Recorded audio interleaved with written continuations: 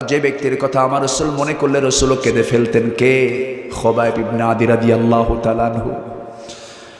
ওই খুবাইবকে যখন মক্কার কুরাইশরা মদিনা থেকে ধরে এনে মক্কার জেলখানার মধ্যে ঢুকায় দিল, আমি সেই সময় কাফের ছিলাম, আমি দিন বুঝতাম না, আমি কুফরি হালতে ছিলাম। সেই মক্কার কাফেররা ধরে এনে রিমান্ডে নিল, অত্যাচার করলো, ইসলাম থেকে তাকে মুক্ত করতে পারলো না, ইসলাম থেকে মাইনাস করতে পারলো না। শেষ পর্যন্ত খাবার বন্ধ করে দেওয়া হলো, আমাকে দায়িত্ব দেওয়া হলো তাকে দেখার জন্য। আমি নিজের চোখে দেখেছি খুবাইবের খাবার বন্ধ করে দিলে কি হবে, প্রত্যেকটা রাতে শেষ রাত্রে সে আল্লাহর কালাম তেলাওয়াত করত, আর তার সামনে কে যেন ঝুলন্ত আঙ্গুরের ছড়া তার সামনে ঝুলাইয়া রাখত। এই পৃথিবীতে একজন নারী ঘরের মধ্যে বসে বসে, দুনিয়াতে বসে বসে জান্নাতের খাবার খেয়েছেন।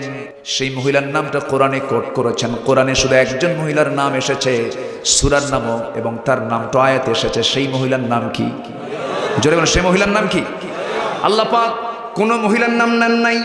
ইমরাতে ফিরাউন, ইমরাতে লূত, এরপরে এইরকম করে ইমরাতে নূহ, কোন নারীর নাম সরাসরি নেন নাই, কিন্তু এই নারীর নামটা নেওয়া লাগতো না, কিন্তু নিয়েছেন ঈসার জন্য। কার জন্য? ঈসা আলাইহিস সালামের জন্য নেওয়া হয়েছে, কারণ তার বাবার কোনো পরিচয় ছিল না, এই জন্য নেওয়া হয়েছে। এই মারিয়াম আলাইহিস সালামকে দুনিয়াতে বসে আল্লাহ রাব্বুল আলামিন জান্নাতের খাবার খাইয়ে দিয়েছেন। আমার বন্ধুগণ, এই খুবাইবকে যখন জেলখানার মধ্যে আটকে রাখা হলো, আল্লাহ পাক জান্নাতের খাবার তার সামনে হাজির করে দিয়েছেন। এরপরে খুবাইবের খাবার বন্ধ হলেও সে সুস্থ হয়ে উঠছে, সুন্দর চেহারা, তার চেহারায় নূর চমকাচ্ছে, সবার সামনে প্রকাশ পেয়ে গেল। খুবাইবের রব খুবাইবকে খাবার দিয়ে দেয়। শেষ পর্যন্ত কুরাইশরা সিদ্ধান্ত নিল তাকে শোলে চড়ায় দুনিয়া থেকে বিদায় করে দিতে হবে। এই কথা যখন বলা হলো, এই কথা যখন তার কানে জানিয়ে দেওয়া হলো, এবং সর্বশেষ বলা হলো, সর্বশেষ তোমার ইচ্ছা কি বলো, তোমাকে আমরা শুলে চড়ায় হত্যা করব। মুস্কি হাসি মেরে বলছেন, আমার সর্বশেষ ইচ্ছা হলো পরিবারের সঙ্গে সাক্ষাৎ নয়, দুনিয়ার কোনো কথা নয়, তোমরা আমাকে একটু অজুর পানি দিয়ে দিবা, আমি আল্লাহর সঙ্গে একটু সরাসরি কথা বলতে চাই নামাজে। জোরে বলে সুবহানাল্লাহ। অজুর পানি দেওয়া হলো, নামাজে দাঁড়ায় গেলেন। প্রথম রাকাত খুব মনোযোগ দিলেন, দ্বিতীয় রাকাতে নামাজ পড়তে নিয়ে তাড়াহুড়ো করে সালামটা ফিরলেন, কারণ কাফের মুশরিকরা মনে করতে পারে খুবাইব বুঝি মৃত্যুর ভয়ে নামাজটা লম্বা করছে। নামাজ শেষ করে বলছেন, আল্লাহ আমি তো 3 মাস যাবত রাসূলকে দেখতে পাই না, ভালোবাসার দরকার আছে না নাই? নবীর প্রতি মুহাব্বতের দরকার আছে না নাই? তবে মুহাব্বত আগে না আনুগত্য আগে? বলেন বলেন বলেন বলেন, মুহাব্বত আগে না আনুগত্য আগে? ইতাআত আগে দরকার, আনুগত্যটা আগে দরকার। আনুগত্য আগেই চলে এসেছে, এবার তার মধ্যে প্রেম চলে এসেছে। আল্লাহ আমার নবীর চেহারা আমি দেখতে পাই না, আজকে 3টি মাস হয়ে গেছে। আল্লাহ আমি যদি দুনিয়া থেকে বিদায় হয়ে যাই, আমার বিদায়ী সালাম তুমি আল্লাহ আমার নবীর দরবারে পৌঁছায় দিও। জোরে বলেন সুবহানাল্লাহ।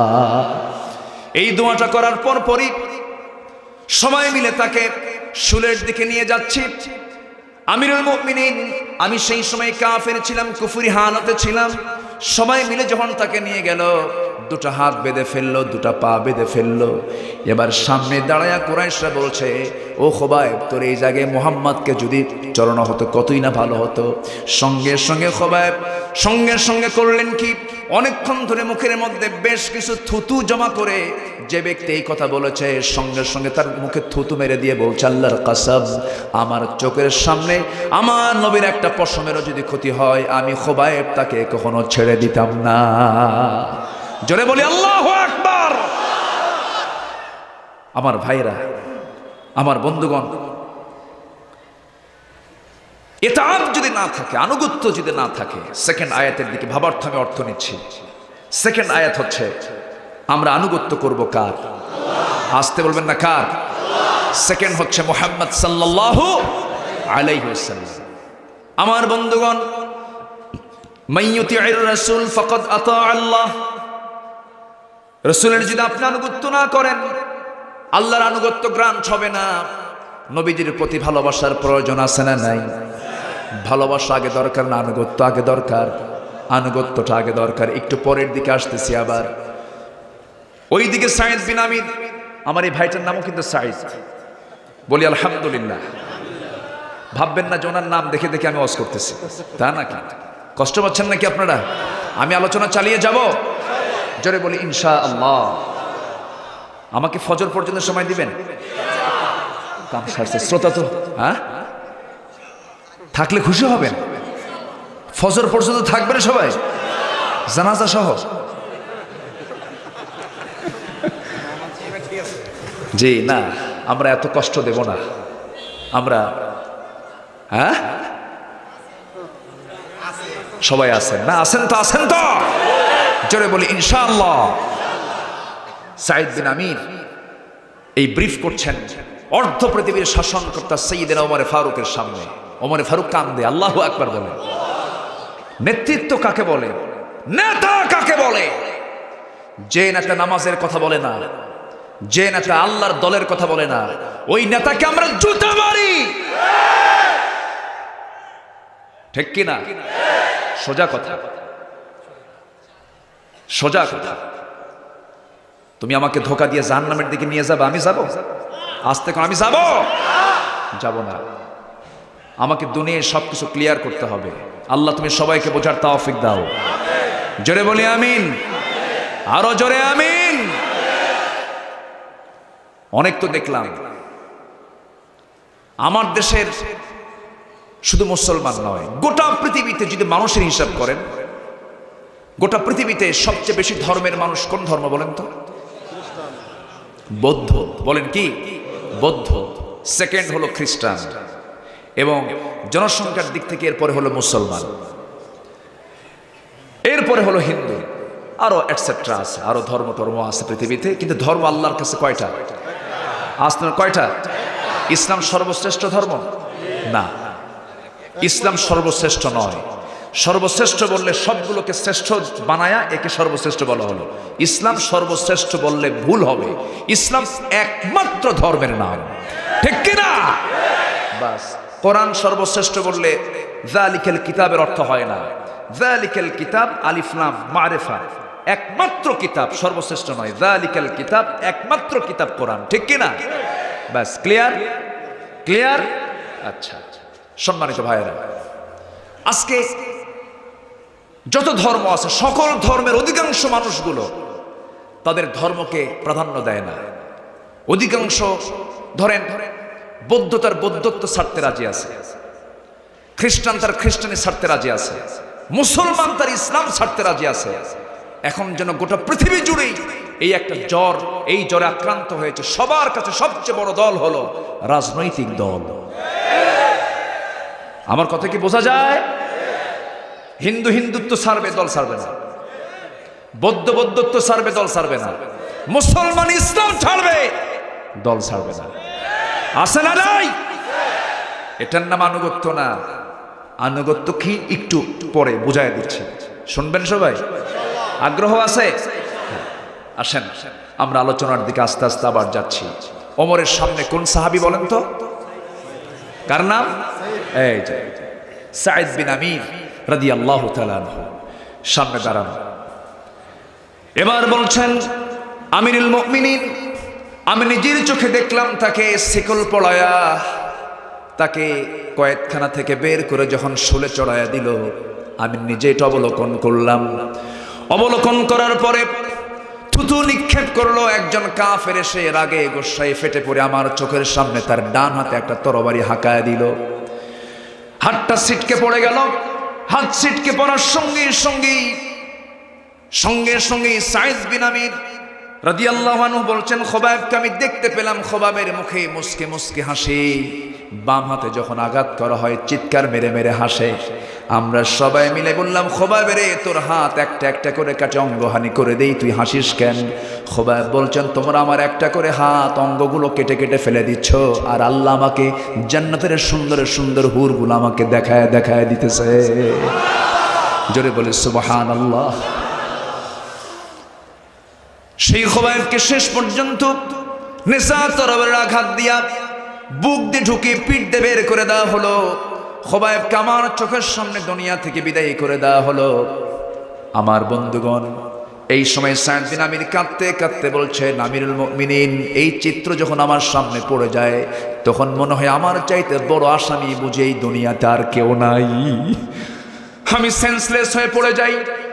মুহাম্মাদুর রাসূলুল্লাহি ওয়াল্লাযীনা মাআহু আশিদ্দাউ আলাল কুফফারি রুহামাউ বাইনাহুম তারাহুম ركعا سجدا يبتغون فضلا من الله ورضوانا سيماهم في وجوههم من أثر السجود জোরে বলি আল্লাহু আকবার। ঈমানদাররা পরস্পর রহম দিল হবে।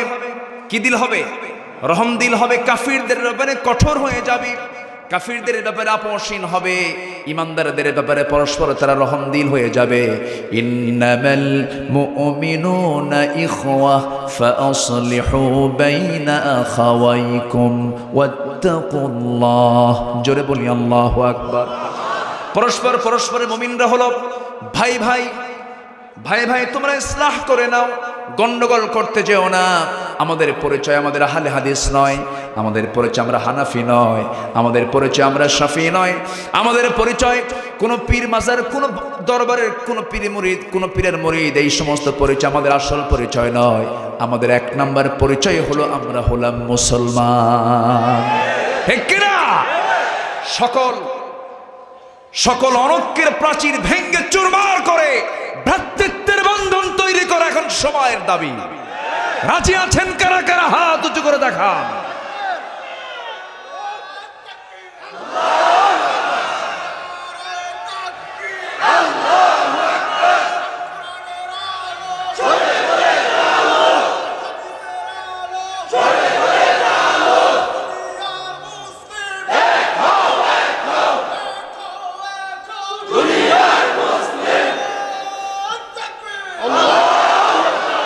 আল্লাহ তুমি সবার হাতকে কবুল করে নাও। জোরে বলি আমিন। কেউ আমিন আসতে বলুক, কেউ জোরে বলুক, কেউ না বলুক। তারাবির নামাজ কেউ 8 রাকাত পড়ুক, 20 রাকাত পড়ুক, কেউ দললিন বলুক, জললিন বলুক, কেউ 1 রাকাত পড়ুক, 3 রাকাত পড়ুক তারাবি, এগুলো নিয়ে কে বেতের, এগুলো নিয়ে আমরা কোনো গন্ডগোল করতে যাব না। কে মিলাদ, কে সিরাত, কে নূর, কে মাটি, এগুলো নিয়ে কথা শোনার সময় এখন আমাদের নাই। আমাদের সুদকে বন্ধ করা দরকার, জেনাকে বন্ধ করা দরকার, ঘুষকে বন্ধ করা দরকার, শিরিক কুফুরকে বন্ধ করা দরকার। সম্মানিত ভাই, এই জন্য আমাদের ভ্রাতৃত্বের বন্ধন দরকার, আছে না নাই? আমাদের পরিচয় কি? আমরা মুসলমান। আমাদের পরিচয় কি? মুসলমান। তার চাইতে উত্তম কথা আর কার হতে পারে? আল্লাহ বলছেন, আল্লাহ নিজে বলছেন, আল্লাহ নিজে বলছেন, وَمَنْ أَحْسَنُ قَوْلًا مِّمَّنْ دَعَا إِلَى اللَّهِ وَعَمِلَ صَالِحًا وَقَالَ إِنَّنِي مِنَ الْمُسْلِمِينَ। জোরে বলুন আল্লাহু আকবার। তার চাইতে উত্তম কথা আর কার হতে পারে?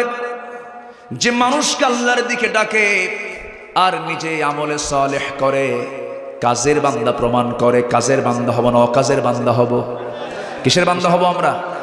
কামের না অকামের? অকামের কিছু বান্দা আছে না নাই? আছে না নাই? অকামের বান্দা হলো মদ খাওয়া, জেনা করা, চুরি করা, জনগণের গম মেরে খাওয়া, রাস্তার টাকা মেরে খাওয়া, কাবিখার প্রজেক্ট মেরে খাওয়া, আছে না নাই? এগুলো অকাম। এই অকাম যারা করে তারা হচ্ছে আবু জেহেলদের গোষ্ঠী। ঠিক কিনা? আবু জেহেল এগুলো করতো। আবু জেহেল কোনো জিনিস নিয়ে তার দাম দিত না। জমি দখল করতো, বাড়ি দখল করতো, সাহাবীদেরকে বের করে দিয়ে বাড়িগুলো দখল করেছে আবু জেহেল। রাসূল একদিন বললেন, আব্দুর রহমান ইবনে আওফ, তোমার বাড়ি তো আবু জেহেল দখল করেছে। মুস্কে হাসি মেরে বললেন, দুনিয়ার বাড়ি দখল করুক, আল্লাহ আপনি আমার জন্য দোয়া করুন, আল্লাহ যেন আমাকে জান্নাতের একটা বাড়ি দিয়ে দেন। জোরে বলে সুবহানাল্লাহ। সম্মানিত ভাইয়েরা, সম্মানিত বন্ধুগণ, আমরা সবাই মুসলমান। আমরা সবাই কি? মুসলমান। আমাদের এই মুসলমানিত্বকে টিকে রাখতে হবে। সব চলে যাক, ঈমানকে আমরা ধ্বংস করব না। আমরা আমলে সালেহ করব। জোরে বলি ইনশাআল্লাহ। আমলে সালেহ করলে কি হবে? কোন জান্নাত পাবো বলেন? এক নম্বর জান্নাতের নাম কি? সবাই কি জান্নাত পেতে চান? সবাই কি জান্নাত পেতে চান? কয় নাম্বার? বান্দা হতে হবে কয় নাম্বার? কয় নাম্বার? এক নাম্বার। কি আমল করব আমরা? ইন্নাল্লাযীনা আমানু ওয়া আমিলুস সালিহাতি কানাত লাহুম জান্নাতুল ফিরদাউসি নুজুলা খালিদিনা ফিহা লা ইয়াবগুনা আনহা হিওয়ালা। জোরে বলুন আল্লাহু আকবার। যে ঈমান আনবে এবং আমলে সালেহ করবে তার জন্য এক নম্বরে জান্নাতুল ফিরদাউস বরাদ্দ হবে। যে জান্নাতে একবার ঢুকবে তাকে কখনো জান্নাত থেকে বের করে দেওয়া হবে? বের করে দেওয়া হবে? সে কখনো বের হতে পারবে না। নিয়ামতের উপর নিয়ামত সে ভোগ করতে পারবে, শর্ত হলো কাজের বান্দা হব। কিন্তু অকামের বান্দাগুলো কোথায় যাবে? আজ তো কোথায় যাবে? জাহান্নামে চলে যাবে। আমার বন্ধুগণ, অকামের বান্দাগুলো জাহান্নামে চলে যাবে। কিন্তু আল্লাহর একজন পয়গম্বর ছিলেন যিনি আল্লাহর সঙ্গে ডাইরেক্ট কথা বলতেন, যিনি আল্লাহর সঙ্গে কথা বলেছেন। আকাল্লামাল্লাহু মূসা তাকলিমা। তিনি একদিন আল্লাহকে বলেছেন, আল্লাহ একটা প্রশ্ন করব। কি? আল্লাহ তুমি তো রহমান, তুমি তো রহিম। হ্যাঁ আমি রহমান, আমি রহিম, আমি গফফার, আমি গফুর। ঠিক আছে, কিন্তু মানুষকে তুমি এত যত্ন করে বানায়া আবার তাকে জাহান্নাম দিবা, তোমার কি মায়া দয়া হবে না? যুক্তি আছে না? নেই? আছে না যুক্তি? সঙ্গে সঙ্গে আল্লাহ বললেন, মূসা এটাকে বোঝানোর জন্য তোমাকে প্র্যাকটিক্যালি বোঝাতে হবে। আল্লাহ বুঝাও, মানে প্র্যাকটিক্যাল প্রস্তুত আছি। সঙ্গে সঙ্গে বলা হলো, হাতের মধ্যে গম নাও। কি নাও? গমের বীজ নাও। এই এলাকায় গমের আবাদ হয়? হয়, গমের আবাদ হয়। গমের বীজ নিয়ে নাও। গম কিছু হাতের মধ্যে নিলেন, বললেন জমিতে ছিটায়া দাও। যখন ছিটায়া দেওয়া হলো, গমের আবাদ হয়ে গেল। গম পাকলো, ম্যাচিউর হলো। পাকার পরে মূসা আলাইহিস সালাতু ওয়াস সালাম সেই গমকে কেটে কেটে বাড়িতে নিয়ে আসলেন। কাজের গমগুলো নিয়ে আসলেন, নাড়াগুলো থেকে গেল। আর কিছু গম যেগুলো কাজের নয় সেই গমগুলো তিনি রেখে সব বাকিগুলো যেগুলো কাজের সেগুলো তুলে নিয়ে আসলেন। আল্লাহ বলছেন, মূসা গমের আবাদ কি শেষ হয়েছে? হ্যাঁ আবাদ শেষ হয়েছে। কাটছো নাকি? হ্যাঁ কাটছি। আর বাকি নাড়াগুলো কি করলো? আল্লাহ আগুন দিয়ে জ্বালায় দিছে। এগুলো কোনো কামের না, এগুলো কোনো কামের না, এই জন্য জ্বালায় দিছি। সঙ্গে সঙ্গে আল্লাহ বলছেন, মূসা তুমি গমের আবাদ করলে কিন্তু কিছু গম তুলে নিয়ে আসলে, যেগুলো কাজের গম সেগুলো তুলে নিয়ে আসলে। অকাজের গমগুলো নাড়া সহ আগুন দিয়ে জ্বালায় তুমি সাফ করে দিলা। ও মূসা তুমিও জেনে রেখে দিও, হাসরের ময়দানে বিচার হবার পরে যেগুলো আমার কাজের বান্দা আমলে সালেহ যারা করেছে আমি তাদেরকে জান্নাতের মধ্যে ঢুকাবো। আর যেগুলো অকামের বান্দা, ওই সমস্ত অকামের গমের মতো, ওই নাড়ার মতো যেমন করে তুমি জ্বালায়া দিছো, জ্বালায়া তাদেরকে জাহান্নামে পোড়াবো। কি কথা কি বোঝা গেল? কথা বোঝা গেল? আমরা কাজের বান্দা হব না অকাজের বান্দা হব? কাজের বান্দা হব। মাহফিল ছিল, আছে, থাকবে, ঠিক কিনা? চুপারের মাহফিল একটা ইতিহাস হয়ে থাকলো। এই সময় 12 দিন 11 দিন মাহফিল মানে কি জানেন?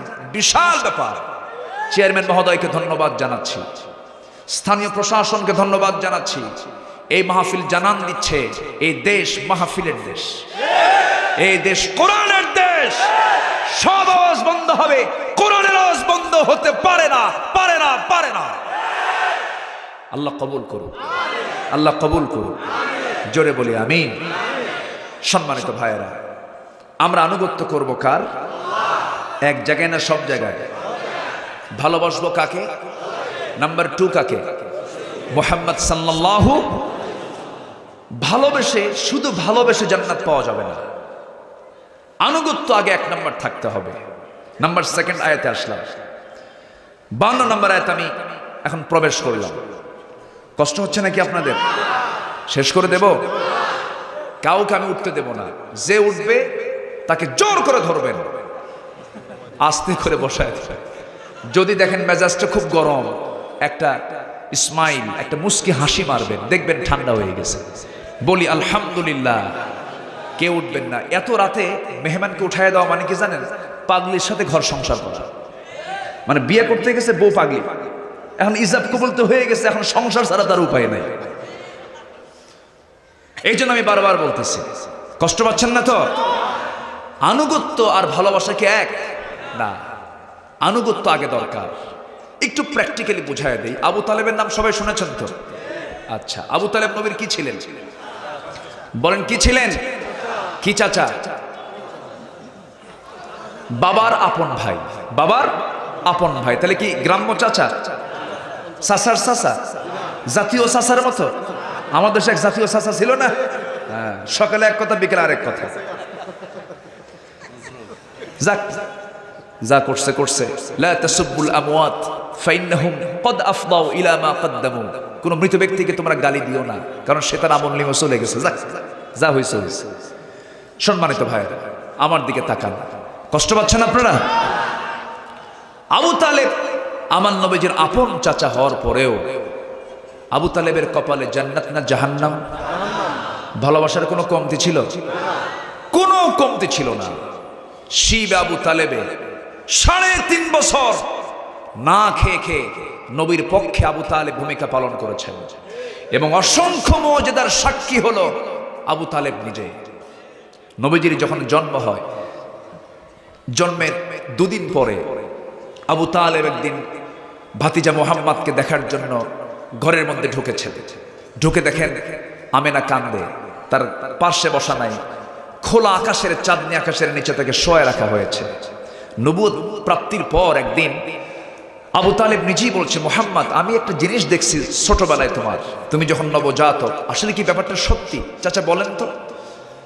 তখন বলতেছে, সেই রাত্রিতে আমি তোমাকে দেখতে গিয়ে দেখি তোমার মা কান্দে, তোমার মার মনটা ভরাক্রান্ত, মনে কোনো সুখ নাই, কারণ স্বামী তো নাই। সন্তান জন্ম নিলে সবচেয়ে বেশি খুশি হবে যে লোকটা, সে লোক তো নাই। আব্দুল্লাহ তো আগেই মারা গেছে, তোমাকে সময় দিচ্ছে না তোমার মা, তুমি একাকি পড়ে আছো, তোমাকে চাঁদনি আকাশের নিচে শোয়ায় রেখেছে। আমি ঘরের মধ্যে ঢুকলাম, ঘরের মধ্যে ঢুকে তোমাকে ঘরে পেলাম না, উঠানে তোমাকে খোলা আকাশের নিচে শুয়ে রেখেছে, কেউ নাই তোমার পাশে। আমি লক্ষ্য করে দেখি, মুহাম্মদ, তুমি তোমার চক্ষু দিয়ে ডান দিকে যখন তাকাও, বাম দিকে তাকা চাঁদ লাফ মেরে ডান দিকে চলে যায়, আবার যখন বাম দিকে তাকাও তখন চাঁদটা বাম দিকে লাফ মেরে চলে যায়। তুমি তোমার 2টা হাত যখন নড়াচড়া করো, চাঁদও নড়াচড়া করে, আবার যখন হাতটা টেনে যখন নিচের দিকে নিয়ে আসো, চাঁদটা নিচের দিকে চলে আসে। আমি কি ভুল দেখছি কিনা? সঙ্গে সঙ্গে রাসূল বলছেন, ও আমার চাচা, আপনি যা দেখেছেন সম্পূর্ণ সত্য দেখেছেন। আমার মা আমাকে টাইম দিচ্ছেন না, মার মনটা খারাপ, আমার মার মনে চরম ব্যথা। আমাকে সময়টা দেওয়ার জন্য মা যখন কাছে বসলি শুধু কান্দে। আল্লাহ সেই জন্য কয়েকটা রাতের জন্য আল্লাহ পাক আমার চাঁদটাকে আমার জন্য খেলনা বানাইয়া দিয়েছিলেন। জোরে বলে সুবহানাল্লাহ। আবু তালেব এত বড় বড় মুআজিজা দেখার পরেও কিসমতে ইসলামটা জোটে নাই। ওই আরবের কুরাইশরা চুক্তিনামা দিয়া শিব আবু তালেব যখন হলো, বয়কট যখন করা হলো, সেই চুক্তিনামাটা তারা কাবার ভিতরে রেখে দিয়েছিল। 3.5 বছর চলে যাওয়ার পর আমার নবীজি বললেন, ও চাচা, আবু জেহেলদেরকে জানিয়ে দেন যে চুক্তিনামা তারা লিখে রেখেছে, সেই চুক্তিনামা ওই পোকা খেয়ে শেষ করে ফেলে দিয়েছে। আস্তে করে আবু জেহেলের কাছে আবু তালেব এসে বলছেন, শোনো, আমার ভাতিজা মুহাম্মদ বলল যে চুক্তিনামা, সেই চুক্তিনামা নাই, ওই পোকা খেয়ে ফেলছে। আবু জেহেল কয়, মুহাম্মদ পাগল, তুমিও পাগল হয়ে গেছো। সত্যি সত্যি গিয়ে দেখে চুক্তিনামা নাই, ওই পোকা খেয়ে শেষ করে ফেলে দিয়েছে। আমার বন্ধুগণ, এই সমস্ত মুআজিজা দেখার পর তার কপালে ইসলাম জোটে নাই। কিন্তু ভালোবাসার কোনো কমতি ছিল নাকি? কমতি ছিল না। আবু জেহেল প্রতিবাদ করে, আর আবু তালেব ডান পাশে দাঁড়ায়, বাম পাশে দাঁড়ায়। রাসূল একদিন বললেন, চাচা, আমি আপনাকে বারবার বলি না হুজুর, চাচা একটা বার বলছে, চাচা আপনি দেখেন তো ইসলাম কবুল করা যায় নাকি? সঙ্গে সঙ্গে আবু তালেব বলছে, মুহাম্মদ, আমাকে এই ব্যাপারে বলতে যাবে না, কারণ আমার বাপ চাচার, আমার বাপ দাদার ধর্ম আমি ছাড়তে পারবো না। তবে তোমার ধর্ম রাইট, তুমিও রাইট। এর প্রমাণস্বরূপ আমার কলিজার টুকরা 2টা সন্তান আমি আলীকেও দিয়েছি, জাফরকেও দিয়েছি। তোমার ডানে বামে তারা নামাজ পড়ে, আমি কোনোদিন বাধা দেব না, কিন্তু আমাকে তুমি ইসলাম কবুলের কোনো অর্ডার দিও না, আমাকে চাপ দিও না। নবীজি তাকে চাপও দেন নাই, কারণ লাস্তা আলাইহিম বিমুসাইতির, লা ইকরাহা ফিদ দ্বীন, জোরাজুরি করেন নাই। কিন্তু মৃত্যুর সময় যখন ঘনিয়ে আসলো, মক্কি জিন্দেগির ঘটনা, মৃত্যুর সময়টা যখন চলে আসলো, সেই সময় আমার নবীজি বললেন, চাচা আমার মনে হয় আপনার শেষ সময় পার হয়ে যাচ্ছে। আপনি একটা বারের জন্য আপনি পুরো কালিমা না বললেও বলবেন লা ইলাহা ইল্লাল্লাহ, এতটুকুন বলবেন, আমি আপনার জন্য বেহেশতের জামিন হয়ে যাব। আপনি আমাকে ভাষা শিখিয়েছেন, আপনি আমাকে কথা শিখিয়েছেন, আপনি আমাকে ব্যবসা শিখিয়েছেন, আপনি আমাকে বিয়ে দিয়েছেন, আপনি আমার জন্য জেল পর্যন্ত খেটেছেন, আপনি আমাকে যে ভালোবাসা দিয়েছেন, বাবার ভূমিকা আপনি পালন করেছেন। একটাবার আপনি কালিমা পড়েন। আমার নবীজি কাফেরের সঙ্গে মিলেমিশে কতদিন পর্যন্ত থাকলেন, কিন্তু জোর করলেন না। একদিন বললেন, চাচা আপনি শুধু একটাবার কালিমা পড়েন। এই করতে করতে নবীজি মাথা থেকে পা পর্যন্ত হাতটা, রহমতের হাতটা বিছায়া দিলেন। শেষ পর্যন্ত দেখা গেল আবু তালেবের মুখ থেকে বের হলো, মুহাম্মদ আমাকে জোড়াজুড়ি করতে দিও না, আমি পারবো না। সঙ্গে সঙ্গে ইন্নাকা লান তাহদিনি মান আহবাবতা, আপনি যাকে ভালোবাসবেন আপনি তাকে হেদায়েত দিতে পারবেন না, হেদায়েতের মালিক কে? আসতে বলবেন না কে? আস্তে করে তিনি করলেন কি, হাতটা গোটায় নিলেন। নবীজির কান্নার থামে না। নবীজি তাকে বিদায় জানায় দিচ্ছেন। মানবতা বোধ আছে না নাই? হৃদয়ে টান আছে না নাই? এই টান তো আলাদা বিষয়। মানুষ তো মানবিক হতে হবে, পাশবিক হওয়া যাবে না। নবীজির কান্না বন্ধ হচ্ছে না। আবু তালেব দুনিয়া থেকে বিদায় নিয়ে নিল। নবীজির চিন্তা শুরু হয়ে গেল, আবু তালেব দুনিয়া থেকে বিদায় নেওয়ার পর সেই লোকটা জান্নাতি না জাহান্নামী? ভালোবাসা আছে কিন্তু আনুগত্য নাই। কিন্তু ওইদিকে যখন নবুয়ত পেলেন আমার নবীজি, 25 বছরে বিয়ে করলেন। 40 বছরের আমাদের আম্মাজান খাদিজাকে বিয়ে করেছেন। আমার নবীজি মাঝে মাঝে বলতেন, আমার খাদিজা যদি জীবনের শেষ সময় পর্যন্ত থেকে যেত, আমি রাসূল, আমাকে আল্লাহ তাআলা বিয়ের অর্ডার করতেন না। জোরে কোন সুবহানাল্লাহ। আমার খাদিজা আমার জীবনে যা কিছু করেছি, পৃথিবীর কোনো মানুষ তা কিছু করতে পারে নাই। আম্মাজান খাদিজার যখন বয়স 40, আমার নবীর বয়স তখন 25 বছর, বিয়ে হয়ে গেল। 40 বছর পর্যন্ত আমার নবীজি 15 বছর কাটালেন। খাদিজার বয়স 55, আমার নবীর বয়স 40। এই পর্যন্ত আমার রসুল তো রসুল হন নাই। রসুল ছিলেন শুধু স্বামী। কি ছিলেন? স্বামী। ভালোবাসা ছিল, ষোলনাই ভালোবাসা ছিল। কিন্তু আমার নবীজি যখন নবুয়তের আলো নিয়ে, কোরআনের নূরটা নিয়ে যখন জাবালে নূর থেকে নেমে যখন ঘরের মধ্যে ঢুকে নিয়ে বলছেন, জাম্মিলুনি জাম্মিলুনি, খাদিজা আমাকে বস্ত্র আচ্ছাদন করে দাও। লাকাদ খাশিতু আলা নাফসি, আমি আমার নিজের জীবনকে নিয়ে শঙ্কিত, না জেনে আমি মরে যাই কিনা, আমাকে তুমি বস্ত্র আচ্ছাদন করে দাও। সঙ্গে সঙ্গে খাদিজা বলছেন, আমার স্বামী গো, আপনার ক্ষতি পৃথিবীর কোনো মানুষ করতে পারে না। এই 15 বছরে আপনার যে চারিত্রিক দিক আমি দেখেছি, আপনি মহান চরিত্র আধার না, আপনার কেউ কোনো ক্ষতি করতে পারে না। রাসূল সঙ্গে সঙ্গে চান্স পেয়ে গেলেন, বললেন, খাদিজা এতদিন শুধু ছিল ভালোবাসা, আজকে তোমাকে একটা প্রস্তাব করব। কি? আমি আল্লাহর নবী। একটু আস্তে বলেন সুবহানাল্লাহ, একটু জোরে বলেন সুবহানাল্লাহ। আমি আল্লাহর নবী, তোমার কি বিশ্বাস হয় নাকি? এই কথা বলার সঙ্গে সঙ্গে খাদিজা এত খুশি হয়ে গেলেন। খাদিজা রাসূলকে এত পরিমাণ ভালোবাসতেন। মক্কার সবচেয়ে ধনী মহিলার নাম কি? আসতে বলবেন না কে? ধনীকে গালি দেওয়া যাবে? ধনীকে গালি দিলে খাদিজাকে গালি দেওয়া হয়ে যাবে। কোন ধনীকে গালি দিবেন না। ধনীকে গালি দিলে পরে আবু বকর রাদিয়াল্লাহু আনহুকে গালি দেওয়া হয়ে যাবে। ধনীকে গালি দিলে সাইয়েদনা ওসমানকে গালি দেওয়া হয়ে যাবে। ধনীকে গালি দিলে সুলাইমান আলাইহিস সালাতু ওয়াস সালামকে গালি দেওয়া হয়ে যাবে। ধনীরাও আল্লাহর বান্দা, গরিবও আল্লাহর বান্দা। আমার ভাইয়েরা, আমার নবীজি এবার বলছেন, খাদিজা আমি যে আল্লাহর নবী, তোমার কি সন্দেহ লাগে নাকি? মাথা নিচু করেও কোনো চিন্তা করলেন না, চোখের পানি টপ টপ করে পড়ছে। তিনি বলছেন, এতদিন ছিল শুধু ভালোবাসা, আজকের থেকে আমার আনুগত্য শুরু হয়ে গেল। ومن يطع الله ورسوله ويخشى الله ويتقه فأولئك هم الفائزون। জোরে বলি আল্লাহু আকবার। وأقسموا بالله جهد أيمانهم لئن أمرتهم ليخرجن قل لا تقسموا طاعة معروفة إن الله خبير بما تعملون। জোরে বলুন আল্লাহু আকবার। আমার নবীজি বললেন, ও খাদিজা আমি যে আল্লাহর নবী, তোমার কি বিশ্বাস হয় নাকি? এবার বলছেন, আমার স্বামী গা, আপনি এমন করে প্রশ্ন করেন কেন? আপনার চারিত্রিক সনদ প্রমাণ করে আপনি আল্লাহর নবী, এতে কোনো সন্দেহ নাই। আমাকে আপনি পড়িয়ে দেন। সবাই বলেন আশহাদু আল্লা ইলাহা ইল্লাল্লাহ ওয়াহদাহু লা শারীকা লাহু ওয়া আশহাদু আন্না মুহাম্মাদান আবদুহু ওয়া রাসূলুহু। ইসলাম কবুল, ইসলামের দাওয়াত দিলেন নবীজি আগে ঘরের বাইরে না ঘরের মধ্যে? কু আনফুসাকুম ওয়া আহলিকুম নার, আগে পরিবারকে দাওয়াত দেব আমরা। জোরে বলি ইনশাআল্লাহ। বইয়ের কারণে স্বামী জাহান্নামে যাবে, ঠিক কিনা?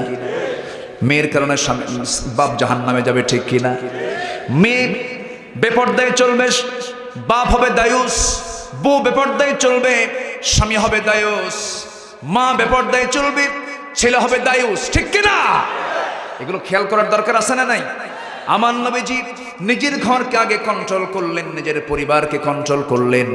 এই দাওয়াতি কাজটা আমরাও বাড়ির মধ্যে করব। জোরে বলি ইনশাআল্লাহ, আরো জোরে বলি ইনশাআল্লাহ।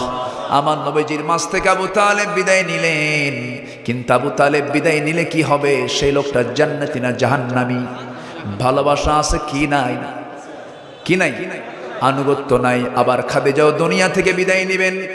ওই আবু তালেবের মাত্র 3 দিন যেতে না যেতেই আমার নবীর কাছে সে আস্তে আস্তে করে বলছেন, ইয়া রাসূলুল্লাহি, মক্কি জিন্দেগি সেই সময় পর্দার আয়াত নাজিল হয় নাই, অনেক হুকুম এখন আসে নাই।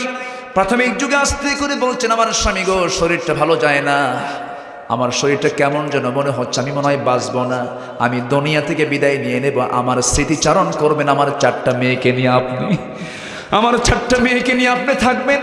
আর আমি আপনার জন্য, আমি আপনার কাছে আমি দাবি করব, ইয়া রাসূলুল্লাহ, জাগতিক জীবনে আমি আপনার কাছে কিচ্ছু চাই নাই, আজকে আমি আপনার কাছে 3টা জিনিস চাবো, আপনি আমাকে দিবেন কিনা জানি না। রাসূল সঙ্গে সঙ্গে কেঁদে উঠে বলছেন, খাদিজা, তুমি তো আমার কাছে কোনোদিন কোনো কিছু চাও নাই, বরঞ্চ তোমার সমস্ত সম্পত্তি তুমি চোখ বন্ধ করে আমাকে দিয়ে দিয়েছো। আমার সাহাবীদেরকে আমি এগুলো বিলায় দিয়েছি ইসলামের জন্য, দ্বীনের জন্য।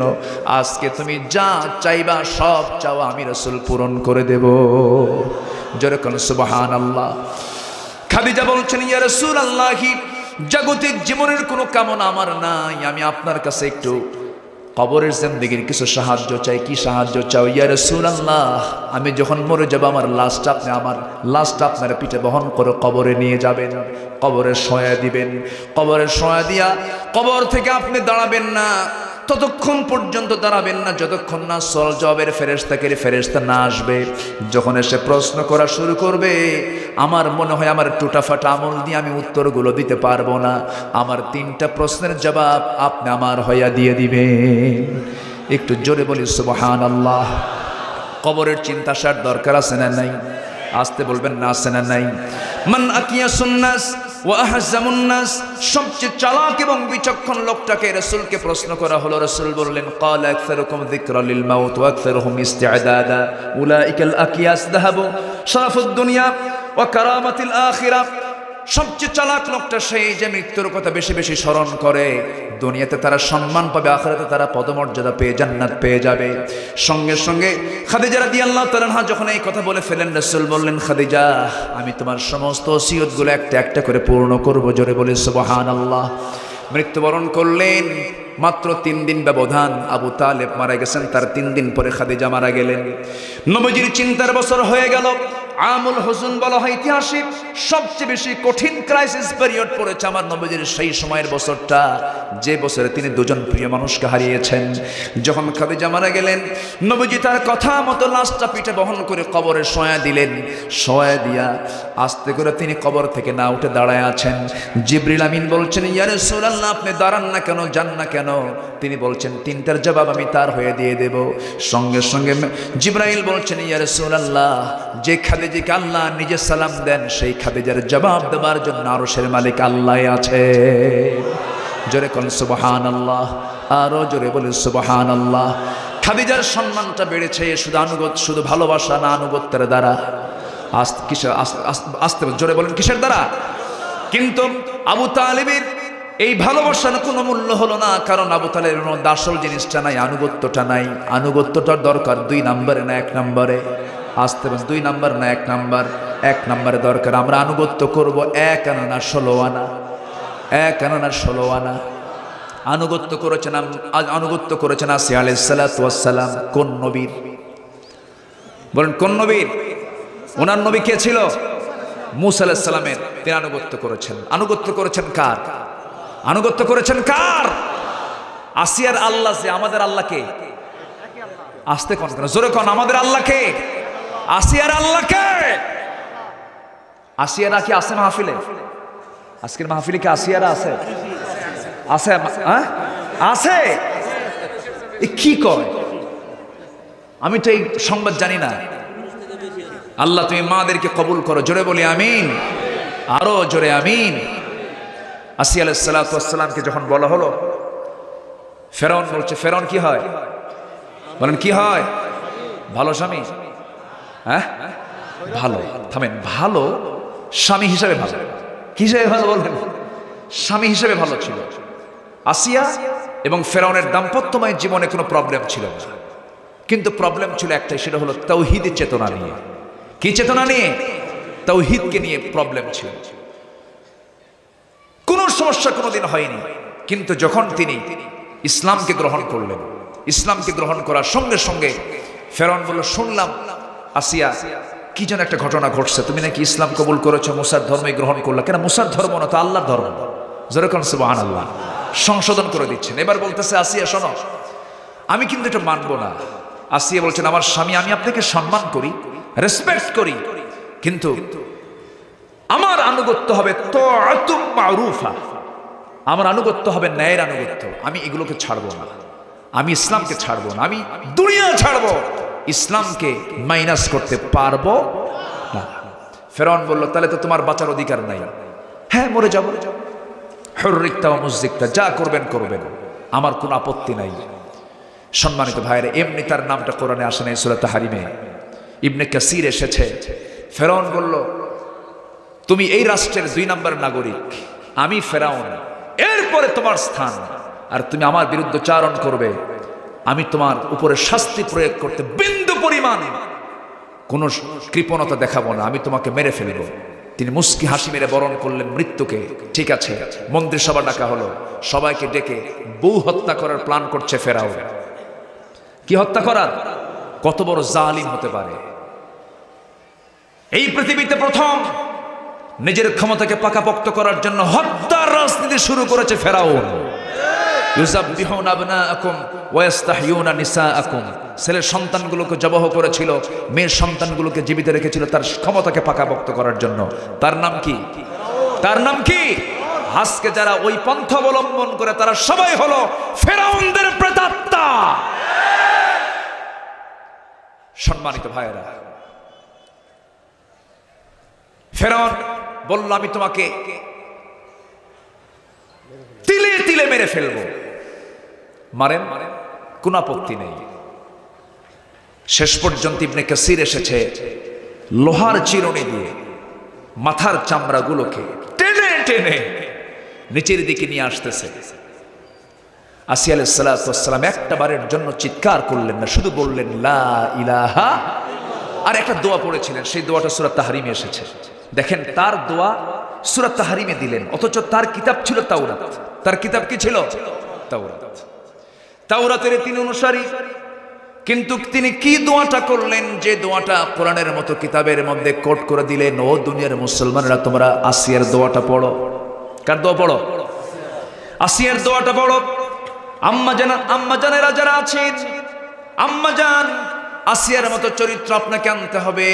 তিনি কি সুন্দর দোয়া করলেন সেই সময়, যে সময় লোহার চিরুনি দিয়ে চামড়াগুলো নিচের দিকে নিয়ে আসা হচ্ছিল, তিনি দোয়া করছেন, রব্বি বিনিলি ইনদাকা বাইতান ফিল জান্নাহ ওয়া নাজ্জিনি মিন ফিরআউনা ওয়া আমালিহি। আয় আল্লাহ তাআলা, আজকে তোমার দরবারে ফরিয়াদ করি, আজকের এই কঠিনতম দিনে আমার স্বামী, আমি তার স্ত্রী হওয়ার পরেও তোমাকে গ্রহণ করার কারণে, তোমার দিনকে গ্রহণ করার কারণে আমাকে তিলে তিলে মারতেছে। আমার কোনো দুঃখ নাই, তোমার কাছে ফরিয়াদ করছি, তোমার আনুগত্য করে বলি, তোমার নবীর আনুগত্য করে বলি আজকে আমার এই অবস্থা হয়েছে। আমার কোনো দুঃখ নাই, আমি হাসতে হাসতে চলে যাচ্ছি, আমার কোনো ক্লেম নাই। আল্লাহ, তবে তোমার কাছে আমার ফরিয়াদ হলো তুমি একটা মাত্র আমাকে ঘর দিয়ে দিবা। কয়টা ঘর? বুয়ুতান মনে বই বহু বচন, বাইতুন বাইতুন এক বচন। রব্বি বিনলি ইনদাকা বাইতান ফিল জান্নাহ, বুয়ুতান না, একটা ঘর তোমার কাছে, ইনদাকা বাইতান ফিল জান্নাহ, জান্নাতের মধ্যে তোমার ঘরের কাছে একটা ছোট্ট ঘর আমাকে বানিয়ে দাও। আর ফেরাউন থেকে আমাকে বাঁচাও, তার অপকর্ম থেকে আমাকে বাঁচাও। আল্লাহ তার এই দোয়াটা এত পছন্দ করলেন যে কিয়ামত পর্যন্ত সমস্ত মুসলমানেরা কোরআন পড়বে আর তার দোয়াটা পড়বে। জোরে বলে সুবহানাল্লাহ।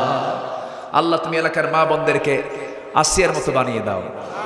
জোরে বলি আমিন, আরো জোরে আমিন। স্বামীর সাথে তিনি কখনো ব্যক্তিগত আচরণে তার কোনো খারাপ আচরণ ছিল না। স্বামীকে দাম দেয় না এমন মহিলা বাংলার জমিনে নাই, আছে না নাই? যত বড় শিক্ষিতা তত বড় বেয়াদব। আমার দাদির এত বেয়াদব ছিল না। আমি কি ভুল বললাম? ভুল বললাম? এই মেয়েদের এই প্রবলেমগুলো আছে।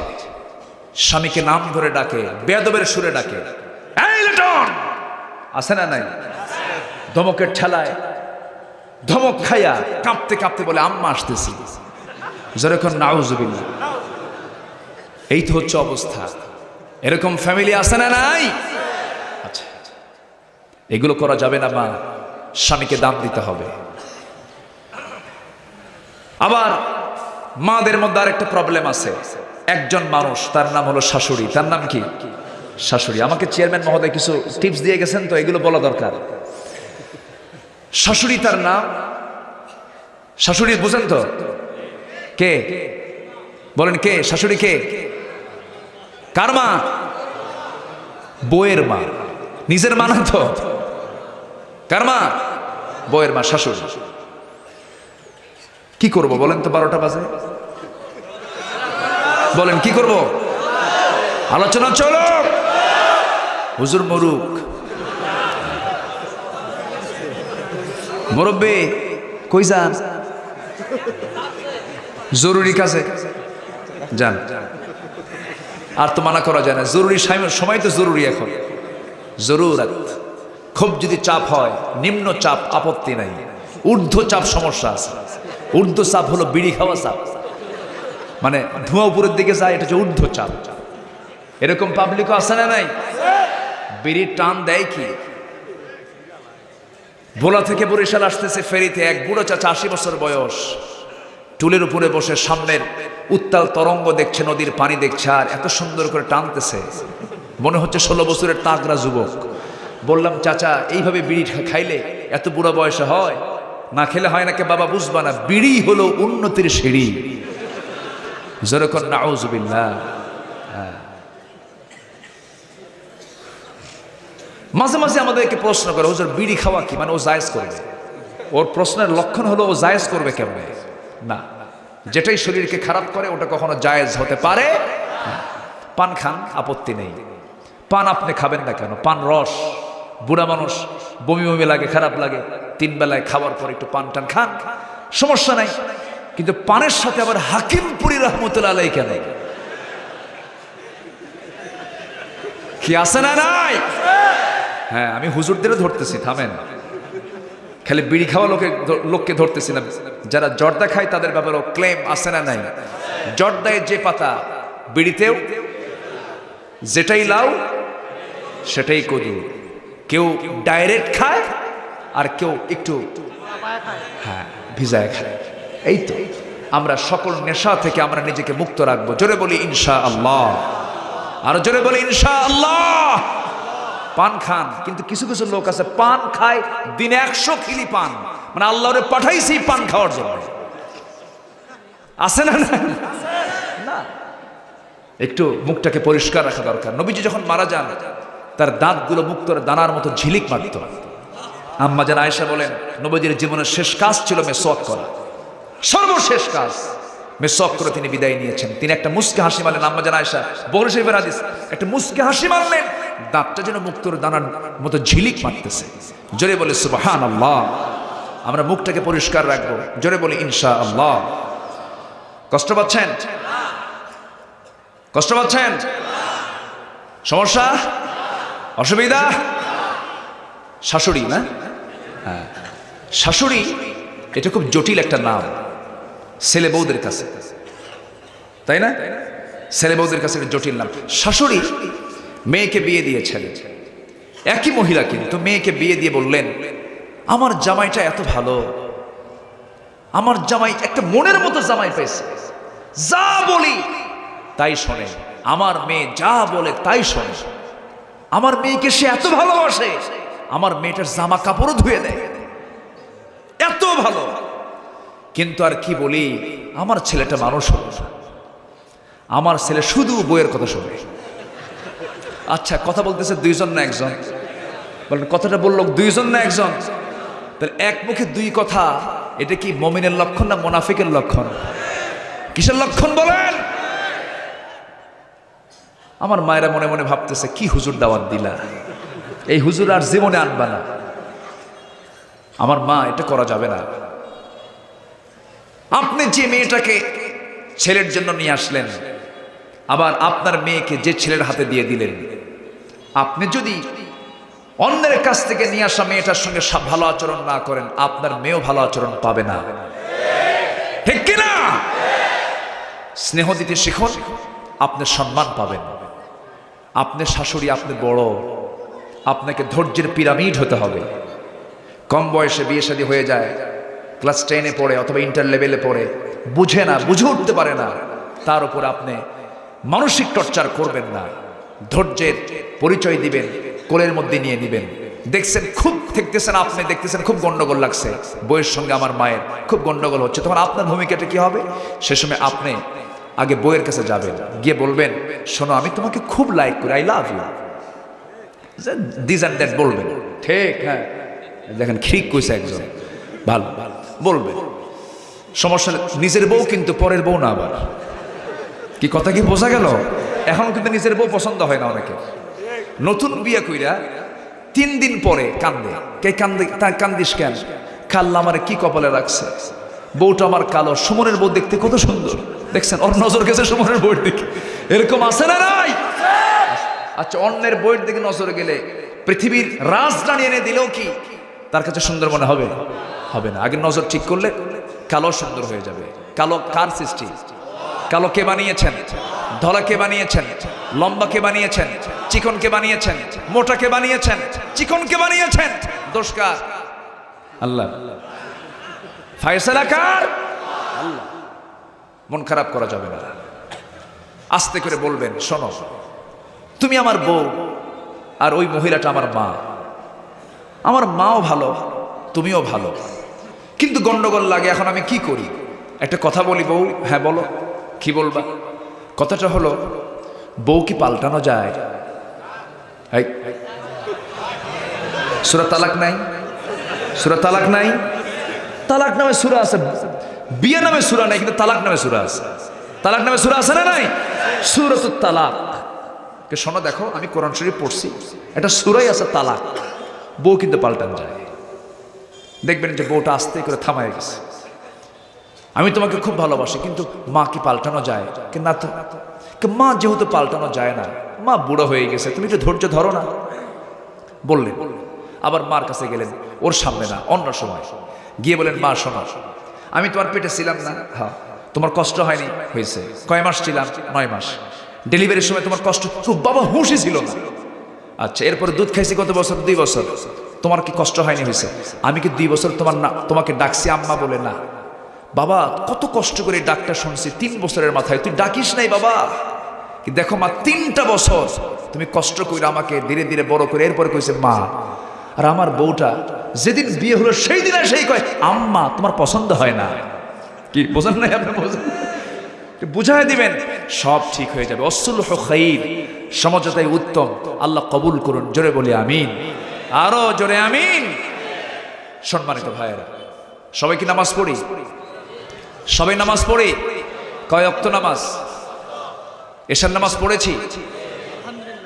এশার নামাজ পড়েছি ইনশাল্লাহ। কয় কেন বলি? আলহামদুলিল্লাহ। ফজর কি পড়বেন? ফজর পড়বেন কার? একটু হাত তুলে দেখা,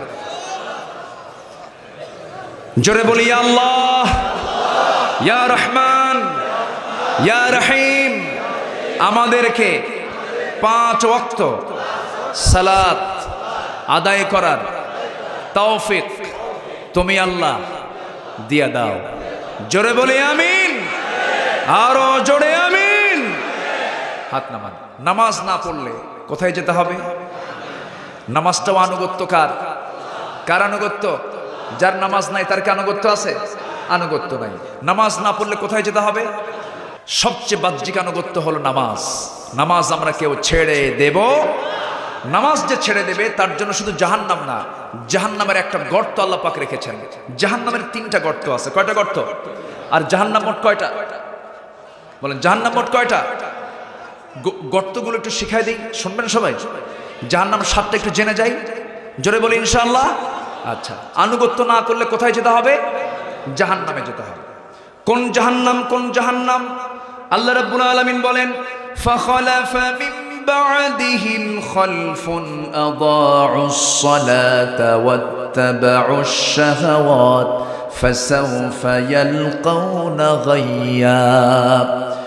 সূরা মারইয়ামের 59 নম্বর আয়াতে আল্লাহ রাব্বুল আলামিন বলছেন, যে বান্দা 2টা কাজ করবে, একটা হলো নামাজকে যে নষ্ট করবে, আর প্রবৃত্তির যে দাসত্ব করবে, আল্লাহর প্রভুত্ব না মেনে নিয়া, আল্লাহর ইত্তেবা না করে যে ব্যক্তি নফসের তাবেদারি করবে, নামাজকে যে নষ্ট করবে, ফাসাউফা ইয়ালকাউনা গায়্যা, অচিরেই সে পৌঁছে যাবে জাহান্নামের গাই নামক গর্তের মধ্যে। গাই গর্ত হলো এমন একটা গর্তের নাম, তাফসীরে কুরতুবীর মধ্যে এসেছে। এই গাই গর্তটা এত মারাত্মক গর্ত, এত ভয়ানক গর্তের নাম, যাকে দেখে, যার নামটা শুনে জাহান্নাম নিজেও ভয় পেয়ে যায়। সেই গাই গর্ত কি যেতে চান? যেতে চান? এই গাই গর্তের মধ্যে আবার 6 শ্রেণীর লোকেরা এই গাই গর্তের মধ্যে ঢুকবে। সেই গর্তের নাম কি? গাই। সবাই বলেন আরো জোরে, আরো জোরে। গাইন ইয়া, গাইন ইয়া, ইয়া গাই, ফাসাউফা ইয়ালকাউনা গায়্যা। অচিরেই তারা গাই নামক দোজখের সেই গর্তের মধ্যে ঢুকবে। 6টা কাজ যারা করবে তারাও এই গর্তের মধ্যে ঢুকবে। নাম্বার 1 হলো যারা জেনার কাছে এক্সপার্ট, বুড়া কিছু জেনাকার, আর শাইখুজ জানি, আর শাইখুজ জানি। যারা বড় আলেম হয়, মুরব্বী হয়, তাকে বলে শাইখুল ইসলাম, শায়েখ বলে না? শায়েখ মানে বুড়া। আর এদিকে জেনা যে করে, জেনা করতে করতে বুড়া হয়ে গেছে, নাম হলো আর শাইখুজ জানি, বুড়া জেনাকার। এরকম বুড়া জেনাকার আছে না নাই? ওর জন্য কোন গর্ত? গাই। বলেন সবাই, বলেন কি? গাই। নাম্বার 2 হলো যে মদ্যপায়ী, মদ পান করতে করতে পাকা হয়ে গেছে, ওর জন্য কোন গর্ত? গাই। নাম্বার 3 হলো যে সুদ খেতে খেতে পাকা হয়ে গেছে, ওর জন্য কোন গর্ত? গাই। এরপরে যে সন্তান পিতামাতাকে দেখতে চায় না, ওর জন্য কোন গর্ত? গাই। 5 হলো যে মিথ্যা সাক্ষী দিয়েছে, তার জন্য কোন গর্ত? অনেক লম্বা কথা ছিল, শর্ট সময় পারছি না। নাম্বার 6 হলো যে নারী অপর সন্তানকে নিজের স্বামীর সন্তানে পরিণত করে। এখন তো আধুনিক বিশ্বে পেট ভাড়া চলে, পেট ভাড়া চলে না? আধুনিক পৃথিবীতে এখন পেট ভাড়া করে সন্তান নিচ্ছে। এদের জন্য কোন গর্ত? জোরে বলেন কোন গর্ত? ভাই, মিথ্যা সাক্ষী একটা মারাত্মক ব্যাধি আজকে আমাদের সমাজে হয়ে দাঁড়িয়েছে। মিথ্যা সাক্ষী যদি না থাকতো, কোনো মামলা থাকতো না বাংলার জমিনে। যারা মিথ্যা সাক্ষী দিচ্ছ, তোমার হজ কবুল হবে না, তোমার নামাজ কবুল হবে না। তোমার মিথ্যা সাক্ষীর কারণে যদি কোনো নিরপরাধ ব্যক্তি যদি জেল খাটে, সে বইয়ের হক আদায় করতে পারলো না, সন্তানের হক আদায় করতে পারলো না, সমাজের হক আদায় করতে পারলো না, সমস্ত গুনাহ তোর আমলনামায় চলে যাবে। মিথ্যা সাক্ষী যারা, আল্লাহ তুমি তাদেরকে বুঝ দিয়ে দাও। জোরে বলি আমিন। গর্ত 3টা। গর্ত কয়টা? সাউদ একটা গর্ত, সাউদ হিকুহু সাউদা, সূরা মুদাসসিরের 17 নম্বর আয়াত। আরেকটা হচ্ছে গাই, আরেকটা হচ্ছে ওয়াইল। ওয়াইলটা কার জন্য? যারা সামনে পেছনে গীবত শেখায়েত করে, পরনিন্দা পরচর্চা করে। এরকম লোক তো বাংলার জমিনে একটা খুঁজে পাওয়া যাবে না, আছে না নাই? ওদের জন্য ওয়াইল। ওদের জন্য কি? ওয়াইল। এই সূরার নাম হলো হুমাজা। এই সূরার নাম কি? হুমাজা। আমার একটা ছোট্ট ভাতিজি আছে, আমারে বলে, চাচু কোরআনে শুধু দাদার নাম পাই, দাদার সূরা একটা আছে কিন্তু নানার সূরা তো নাই। আমি বললাম যে বাবা কোন সূরা বলো তো? কইছে ওয়াইলুল লিকুল্লি হুমাজাতিল লুমাজা আল্লাযী জামাআ মালাহু ওয়া আদ্দাদাহ ইয়াহসাবু আন্না মালাহু আখলাদাহ কাল্লা লা ইয়ানবাদান্না ফিল হুতামাতি ওয়া মা আদরাকা মাল হুতামা নারুল্লাহিল মুকাদ্দাহ আল্লাতী তাত্তালিউ আলাল আফইদা আলাইহিম মুসাদা কি ফি আমাদিন মুমাদ্দাদা। আমি তো চিন্তা করলাম যে এর তো তাফসীর ভালোই, ও দাদা খুঁজে পাইছে তাফসীরের মধ্যে। বাবা বলো তুমি কি বলবা? আচ্ছা দাদা তো পাইলাম, নানার সূরা কই? আমি বললাম বাবা কোরআন শরীফে শুধু দাদা আছে কিন্তু নানা বাদ পড়ে গেছে। কি কথা কি বুঝলেন? কিন্তু আসলে কি এটা কি দাদার সূরা না ভয়ানক সূরা? ভয়ানক সূরা। তার জন্য ওয়াইল গর্ত, যে সামনে পেছনে মানুষের দোষারোপ, মানুষের দোষ খুঁজে বেড়ায় আর তার বিরুদ্ধে শুধু গালমন্দ করে, এমন লোক আছে না নাই? আচ্ছা, এর জন্য কোন গর্ত? ওয়াইল। ওয়াইল থেকে বাঁচতে হলে আমরা পরনিন্দা করব না, জোরে বলি ইনশাআল্লাহ। গাই গর্তে না গেলে, যদি না যেতে চাই, আমরা দুটা কাজ, প্রবৃত্তির দাসত্ব না করে আমরা দাসত্ব করব কার? প্রবৃত্তির আনুগত্য না করে ইত্তেবা করব কার? তাহলে গাই নামক দোজক আল্লাহ পাক আমাকে দিবেন না। সম্মানিত ভাইরা, জাহান্নামের স্তর কয়টা? বলেন জাহান্নামের স্তর কয়টা? 7টা। জাহান্নামের স্তর 7টা আল্লাহ দিয়েছেন। সেই দরজাগুলো আল্লাহ পাক সব ডিসকাস করে দিয়েছেন, এবং সেই দরজায় যেন না ঢুকতে পারি, আমরা না ঢুকি, এর জন্য কি আমল করতে হবে এই কথাও কোরআনে আছে না নাই? আছে। আমরা এগুলো ফলো করার চেষ্টা করব, জোরে বলি ইনশাআল্লাহ। অনেক রাত হয়েছে, যতটুকু হয়েছে আজকে আমরা বলে ফেলি আলহামদুলিল্লাহ।